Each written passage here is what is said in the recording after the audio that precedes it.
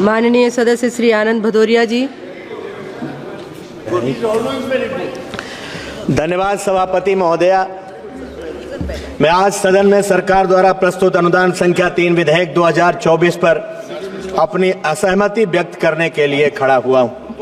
यह विधेयक भारत के संचित निधि से 87,762.56 करोड़ की राशि की मंजूरी और वितरण का प्रस्ताव करता है, लेकिन इसका स्वरूप और आवंटन हमारे देश की असल जरूरतों और जनता की भलाई से कोसों दूर लगता है। सभापति महोदया, कुछ समय पहले भी हमने इस सदन में एक बजट देखा था और आज अनुपूरक अनुदान मांगों के ऊपर भी हम लोग चर्चा कर रहे हैं। आज से 1 महीने से कुछ ज्यादा समय के बाद फिर हम एक आम बजट देखेंगे, लेकिन मुझे ये आंकड़ों की बाजीगरी से ज्यादा कुछ और नहीं लगता है। सत्ता पक्ष के लोग बड़ी जोर जोर से अभी चिल्ला करके कह रहे थे कि लाखों करोड़ रुपए किसानों के लिए प्राविधान किया गया है। महोदय, अगर किसानों के लिए इतना ही प्राविधान किया गया था तो मैंने 2022 के विधानसभा के चुनाव में उत्तर प्रदेश में माननीय प्रधानमंत्री जी को मंच से वादा करते हुए सुना था कि मार्च के बाद आवारा निराश्रित पशुओं की जिम्मेदारी उनकी है। लेकिन क्या उन आवारा पशुओं के लिए कोई कार्य योजना सरकार ने बनाई है? अगर बनाई है तो ये सदन और ये देश और जनता उस बारे में जानना चाहती है। अगर लाखों करोड़ रुपए किसानों के लिए आवंटित हुए हैं तो बिहार से लेकर के उत्तर प्रदेश के कोने कोने तक आज किसान डीएपी के लिए लंबी लंबी लाइन लगा करके पुलिस के लाठी खाने पर मजबूर क्यों है? मैंने इस देश के उद्योगपतियों का लाखों करोड़ रुपए माफ होते देखा है, लेकिन क्या सरकार गांव के गरीब किसान का कर्जा नहीं माफ कर सकती है? हम सरकार से मांग करेंगे कि गांव के गरीब किसान के कर्जा भी माफ किया जाए। माननीय सभापति जी, जब किसान अपना हक मांगने के लिए निकलता है तो उसे पुलिस की लाठी खानी पड़ती है।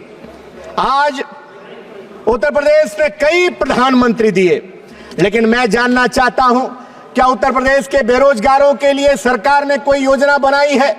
क्या कोई उद्योग धंधा लगाने जा रही है जिससे बेरोजगारों को रोजगार मिल सके?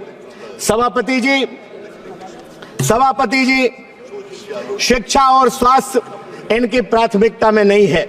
शिक्षा मंत्रालय के लिए 8,500 करोड़, स्वास्थ्य मंत्रालय के लिए 7300 करोड़ प्रावधान किया गया है, जो देश की बढ़ती जनसंख्या और स्वास्थ्य संस्थानों की जरूरत के हिसाब से अपर्याप्त है। अगर हम मेडिकल के लिए देखें तो उत्तर प्रदेश के अंदर कागज पर तो बहुत मेडिकल कॉलेज बन गए हैं, लेकिन मेडिकल कॉलेज में न भर्ती हो रही है, न इक्विपमेंट है। और अगर हम जिला अस्पतालों की हालत देखें तो इतनी दुर्दशा है कि कुत्ते वहां हॉस्पिटल के अंदर विचरण करते पाए जाते हैं। बेड पर कुत्ते सो रहे हैं, दवाई नहीं है। हर एक बीमारी के लिए केवल एक दवाई दी जाती है, पैरासीटामॉल।